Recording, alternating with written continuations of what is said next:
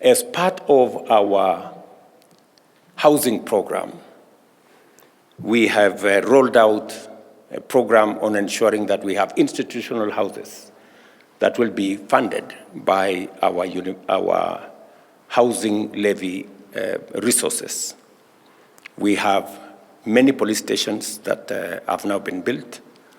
We are rolling out the buildings for housing for our officers across the country, and not just the police, but also the military, the prisons, and others. And under the housing program, we will be able to afford decent housing facilities for all our security men and women. So as we do it for the rest of the country, we are not leaving behind our security men and women. I am very confident that going into the future, we will have a much more professional, a much more dedicated, and a well-resourced police service as we make their terms and conditions of service better. It is, of course, the expectation of the people of Kenya that as we extend resources in salary, in improving housing, in improving medical care, that the people of Kenya will equally be entitled to professional service that is fair, that is world-class, and I am looking forward to the leadership of the IG and your team to make sure that the people of Kenya get what they expect of our policemen and women. Even as we acknowledge these successes, we also recognize the challenges that remain and demand our urgent focus and attention. Issues such as irregular police recruitment, budgetary constraints, and the need for a sustainable police welfare program must be addressed without equivocation. These are matters of national interest, and the government of Kenya is fully committed to implementing reforms that will ensure a motivated, well-resourced, and professional police service. The recommendations outlined in this report will be taken seriously, and I'm happy that you have presented copies to both the Deputy President and the CS Interior as the people who will take the front line. And they will integrate them into our broader security sector reforms, ensuring that our officers continue to serve with integrity, professionalism, and dedication. The security and stability of our nation depends on a police service that is not only well-trained and well-equipped, but also adequately supported and sufficiently motivated. To you, the outgoing members of the National Service Commission, of the National Police Service Commission, I extend my very sincere gratitude for your service to this nation. I agree with the chairman that you are very smart.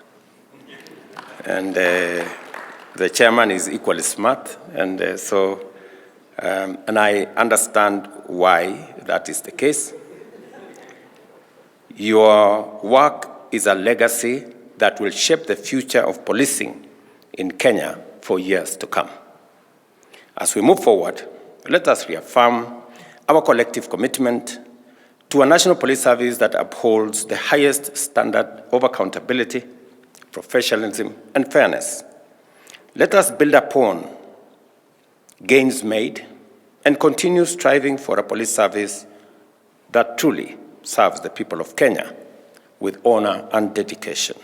Even as we designed our universal health coverage program, we are making sure that our police men and women and the security sector in general become beneficiaries in two ways. Number one is to improve access. In the past, the medical cover that was available was limited to only certain facilities.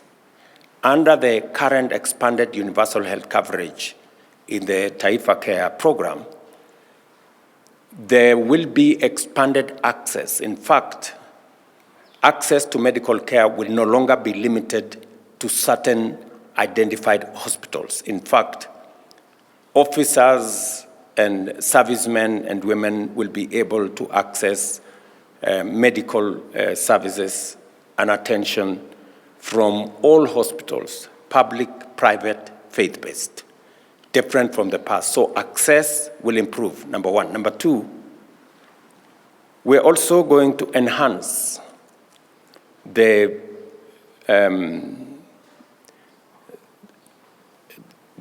service, to broaden access of different medical services. We are standardizing the whole medical scheme to make sure that while today the police service enjoy a lower facility than other public servants, under the new universal health care program, all officers on job groups that are equivalent will get the same medical facilities made available to them under the new program. I also want to say that in that whole program of modernization, we will also be looking at police transport to make sure that we can accelerate response time for police action in different parts whenever citizens are in distress and whenever their property is at risk. We undertook to look at the terms and conditions of service of our policemen and women. I'm very happy that the chairman here said that phase 1 and phase 2 have already been rolled out, and I'm very confident that the incoming commission will work with the Ministry of Interior and the National Police Service to make sure that the remaining phases of salary increase for our policemen and women will be implemented in accordance with the timelines that we have already rolled out and that were recommended by the report of the task force that I set up. I'm also looking forward to the implementation of the police uniform program, which I have discussed with the IG here, and I'm confident that going into the future, we will make the necessary budgetary provision so that all our men and women in uniform, especially our police, are kitted properly. Indeed, there was an attempt at some point to remove the National Police Service Commission, which would actually have taken us back to the old days when promotions and matters police service were handled by agencies that did not have sufficient constitutional protection to be able to undertake those responsibilities. I am very proud that we managed to avoid derogation of what the Constitution had already provided for, and what the National Police Service Commission has achieved, in fact, validates the very reason that the Constitution was right in setting up the National Police Service Commission. I did undertake on my first day in office, among many things, to reinstate the operational and financial independence of the National Police Service, because it is not just important, it is necessary, but in my consideration, it was what was going to make the difference between running a professional police service and one that is influenced by other considerations. I am very happy that today the IG here and his team run the budget of the National Police Service Commission, determine what priorities they want, and work with the rest of government in making sure that the police service is well taken care of. I did also undertake, subsequent to the financial autonomy that was so important to the National Police Service Commission, that the government of Kenya was going to undertake a robust modernization program to equip the National Police Service with modern equipment and to ensure that the National Police Service, the men and women who serve in difficult situations, risky and dangerous situations, have the protection of and use of the most modern equipment. I'm very happy that there is tremendous demonstrable progress in the modernization program, and my commitment is that we are going to accelerate that modernization program so that we can make sure that every police officer that puts their life on the line has the protection, has the necessary equipment, and has the backing of the government of Kenya. Mentioned that I think this commission has grappled with very, very challenging issues of reforms in the National Police Service and also the relationship between themselves and the leadership of the command of the service. And I think they have, between the two sides, I think a lot of maturity has been shown, a lot of restraint, and I think going forward, the next commission will find it much easier to carry out its mandate without interrupting the operational space of the police service and its command. And therefore, once more, it's important we congratulate the chairperson and the commissioners, as well as the Inspector General of Police and the service commanders, for exercising great restraint, understanding, collaboration, cooperation, and whenever there have been issues, those issues have been resolved. And as a result, we look forward to implementing the task force report of the Maraga Task Force, as we also look at meeting the UN targets on police to civilian ratio. I think, as the chairperson has said, we are now at 1 to 509. The UN ratio is 1 to 450. We are not very far off, but nothing prevents us from meeting the UN standards. Had you not again stood with the Commission, the implication and net effect of this dispute would have been acquiescing and usurpation of Commission functions, which the Constitution strictly refuses us to do.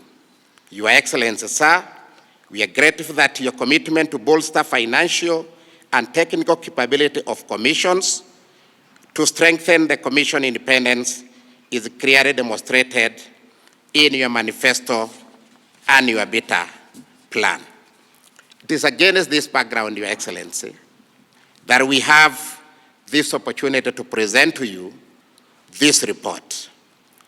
And the report is an account of our 6 years period in office.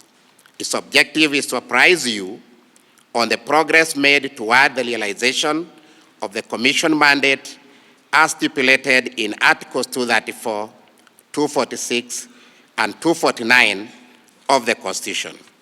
Your Excellency, sir, during our tenure of office under review, we were guided by 2 strategic plans that are well documented for the succeeding Commission to review. The vision that we have left and have upheld during our term is to have a Commission that is excellent human resource management institution for a professional and accountable National Police Service. This plan has been aligned with the government flagship police reform programs as outlined in the beta plan and the Maraga Task Force report on improvement of terms and conditions of service. Your Excellency, sir, the report highlights key achievements in our core functions on police recruitment, recruitment of civilian staff, promotions of police officers, transfers, appeals, and disciplinary control in the National Police Service. It also highlights challenges and possible mitigation measures. Allow me to mention just one in our major function, one key achievement. On police recruitment, the Commission recruited 10,932 new police officers to bring the police population ratio of 1:509 net of natural attritions over the period. Further, we recruited 1,128 civilian staff of the National Police Service to assist police officers with basically professional areas and support lines so that the officers can concentrate on securing mwananchi and the property in this country. On promotions of staff, we promoted 16,338 police officers and 1,309 civilian staff. On disciplinary control, the Commission determined 1,461 disciplinary cases and processed 724 appeals. Your Excellency, sir, on police recruitment, as we live, the Commission has designed an automated police recruitment information technology system that will reduce drastically human contact and interaction during the entire process of police recruitment. The system has mapped corruption-prone stages in the process of recruitment, such as manual shortlisting, academic document examination, medical examination, and has devised an intervention that will reduce vulnerability to corruption for youths seeking police jobs. Your Excellency, sir, this is in our effort to respond to your directive that no citizen of Kenya will sell their land, their livestock, properties, in order to get an opportunity to be enlisted in the National Police Service.